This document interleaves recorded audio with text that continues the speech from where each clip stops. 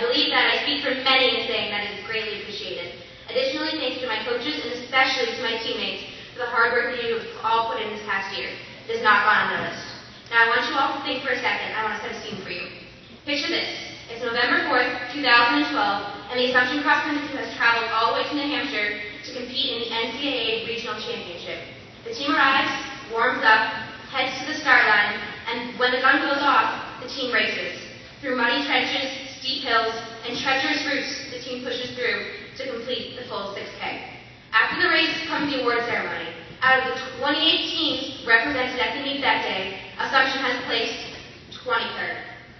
I hope at the end of the story you were all just as disappointed to hear the ending as my teammates and I were to experience the actual event. All that hard work and in all truthfulness, our team was one of the worst in the entire country. Fast forward 4 years. It is now November 5th, 2016, this past fall. Again, the Assumption College cross country team has traveled to New Hampshire to compete in the NCAA Regional Championship. But this time things were different. Our team had decided that we were done being the worst. We were way better than that. The past few years have been full of hard work, dedication, and quite literally blood, sweat, and tears. But most importantly, the past few years have been full of belief. Belief in ourselves, belief in our teammates, and belief in our abilities to accomplish great things.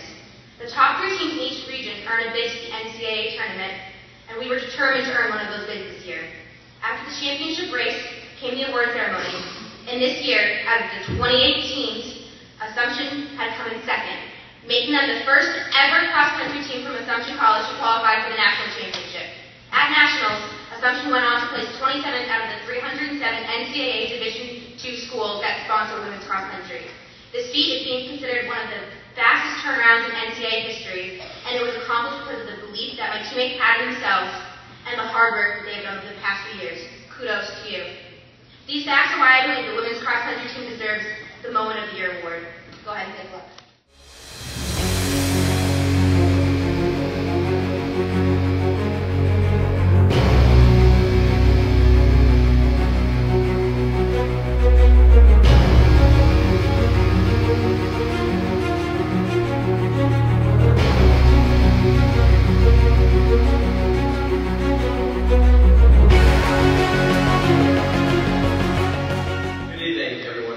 Before we begin, I would like to congratulate all the other nominations for their Moment of the Year.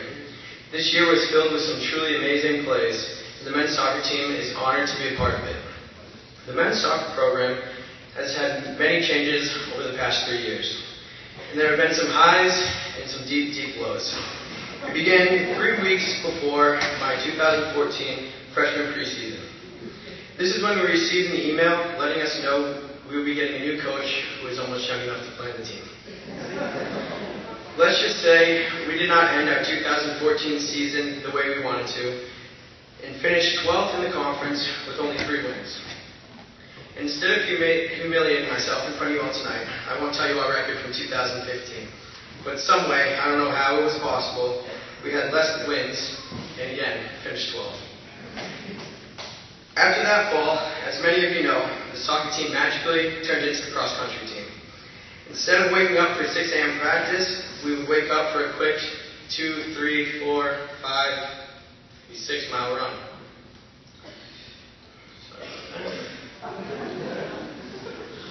Just thought I could flip the page, I guess not. I guess I'll take it all out.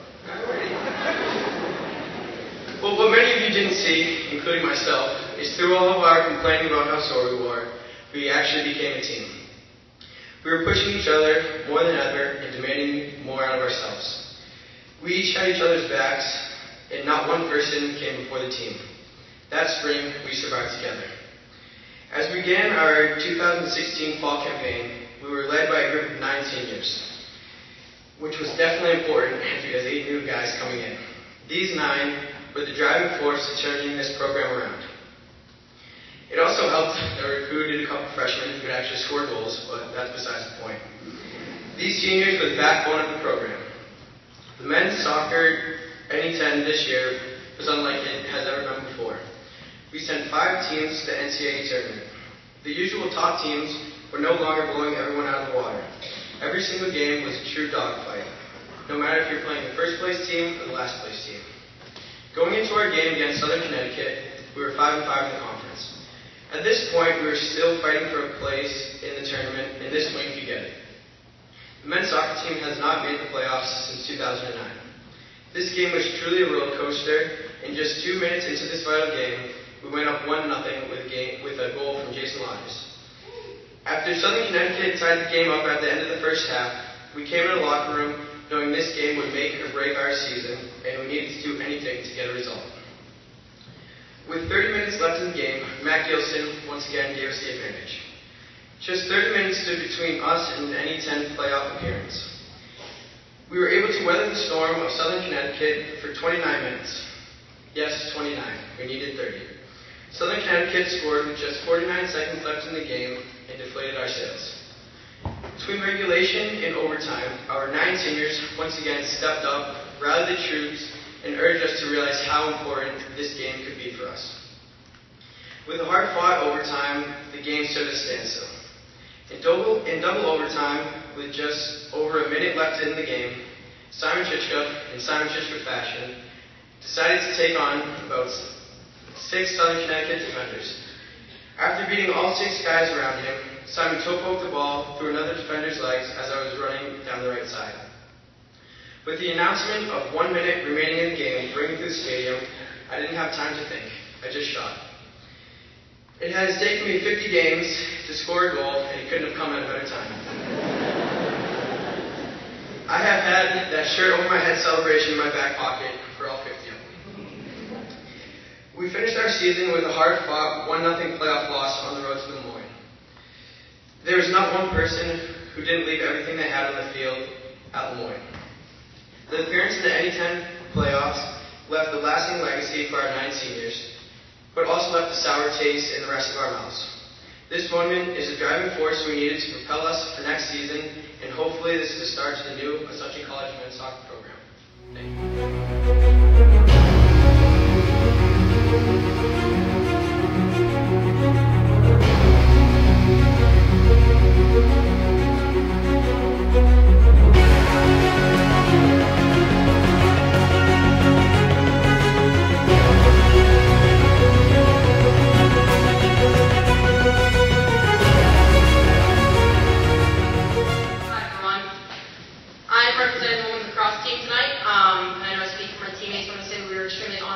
In this category, along with the other great nominees.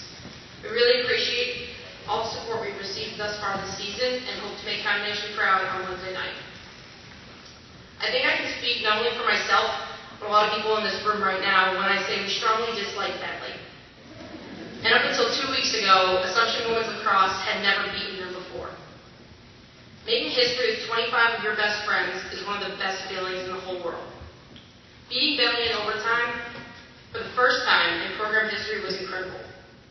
Our lacrosse program has come so far since my freshman year and has been so fun to be a part of a program that just continues to grow. But getting the win that day was not as easy as we would have liked. Right from the start, we did not look like ourselves on the field. Our warm-up was sloppy and unfocused. This translated directly into the game. Over 45 minutes, they outplayed us. They outscored us and led 10-5. Our top attacker had carted out of the game. We were down 5 goals with only 15 minutes remaining. In lacrosse, that usually doesn't look too promising. With a pair of back-to-back man-up goals, we were able to cut their lead. With about 7 minutes remaining in regulation, we notched another goal, and then yet another. We were short on time and down by 1. It was time to lock in. We lost the next draw control, and it was Bentley's ball. Of course, if you know women's lacrosse, their next move was obvious. Stop.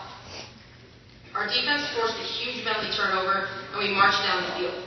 In about 30 seconds, we were able to find the back of the net to tie the game with about 1 minute left. Overtime, here we come. We were so excited. We knew the game was ours.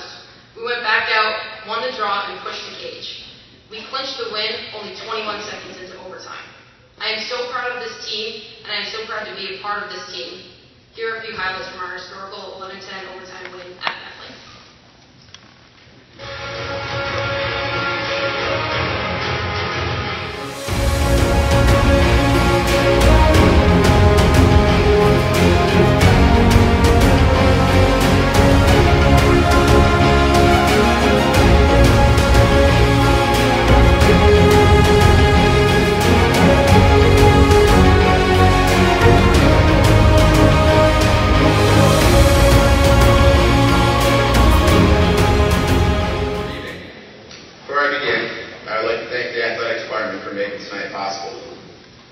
behind-the-scenes efforts really make a difference day in and day out. I also want to congratulate the other 3 nominees for the Moment of the Year award. Each team is more than deserving of such a prestigious award. If I were to ask everyone in this room today if they thought we had a chance of winning the NE10 championship, I can assume about 90% of you would chuckle and say no. For those of you who don't know, our team lost 2 of our captains in the first 7 games to season-ending injuries. We dealt with the passing of 2 of our teammates' parents in the last year. We lost numerous forwards and defensemen to month-to-month injuries, and we started the season at 2-7-2. For those of you who don't know about NE10 hockey, St. Anselm has won 9 titles since the creation of the conference in 1999. 2 weeks earlier, St. A's took us down 4-0 at home, and at points of that game, it almost felt like we weren't poised to beat a team like that. Unfortunately for St. A's, we walked off that bus in complete silence and focus for that playoff game. I can remember saying to my teammate and 4-year roommate Nick Nuccio, "Nooch, it's that kind of day out. We're going to beat these guys. I could feel it." Sure enough, we got production from everyone down the lineup. It was a complete 60 minutes of hockey in one of the most hostile environments Division II and III hockey. Sold-out crowd, on the road, 4 seed versus 1 seed. We threw it all away. All we needed was to score more than them, and we did that with just a little bit of help from our MVP goaltender. So there we were, Burlington, Vermont, Pax Barn, 2 seed versus 3 seed, fans literally hanging over the glass. I think I can speak for all the boys when I say the locker room walls were literally vibrating in between periods and before the game. So there we were again, down but not out. 1-0 St. Mike's, 2-0 St. Mike's, 5-minute major, 3-0 St. Mike's. Unfortunately for St. Mike's, their 3rd goal was called off, giving us a boost of momentum and adrenaline that would fuel us just enough to win our first ever NE10 championship. Talking about stepping up in big games, shout out to our overachieving 4th line and Sammy Kelly for popping in the first one to pull us within 1. From then on, we didn't look back. We went into the 3rd period down 2-1, a more than attainable goal of coming back to win it all. A little more than halfway through the 3rd, I can remember standing in front of the net and seeing little freshman John McDonough take a little floater shot. I'll never forget the sight of seeing that puck hit the back of the netting to eventually extend the game to overtime. It was a new game now. We were in charge. It was our time. As you can imagine, overtime in the road as the last place seed in the NE10 championship is filled with an array of emotions. I remember that play until the day I die. The golden goal. The most historic goal in Assumption hockey history. Captain Ryan Gomez took the body on the forecheck, while line mate Cam Laughlin dished to Matt Carnes, who eventually found our captain on the back door to seal the deal. I'm not really sure what my first thought was after seeing it go in, besides getting off that bench, throwing my gloves and helmet in the air, and tackling our captain and everyone wearing blue.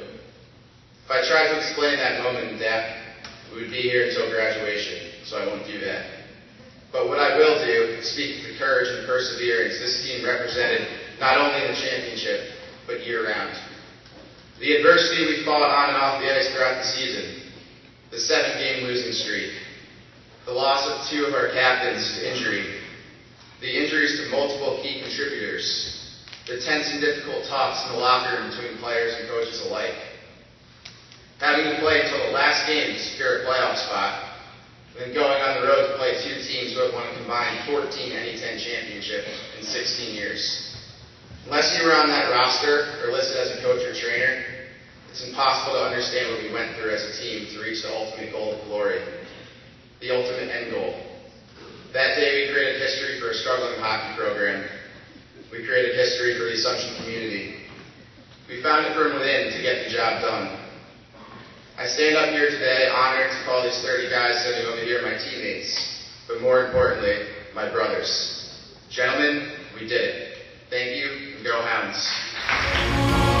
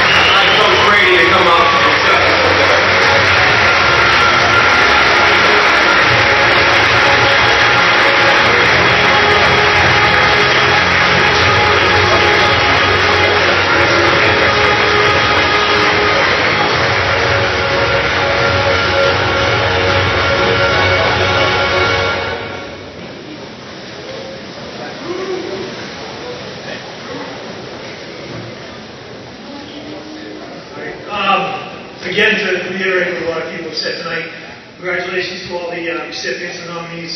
Just an awesome display of athleticism. So, one more round of applause, please. Thank you very much to the athletic department for the opportunity to coach collegiate hockey with a certain level of trust and independence. It's much appreciated. Thank you to Kylie, the two Bens, for their late nights within our games and all the recaps. Special thanks to Coach Grotsky for the work he does with the players and all-around attitude. Special recognition for Adam Casian and Adam Suda for being there day in and day out with us and making us better hockey players and better people all around. But the highest recognition goes to the players that are here, the 2017 NE10 ice hockey champions in the Northeast.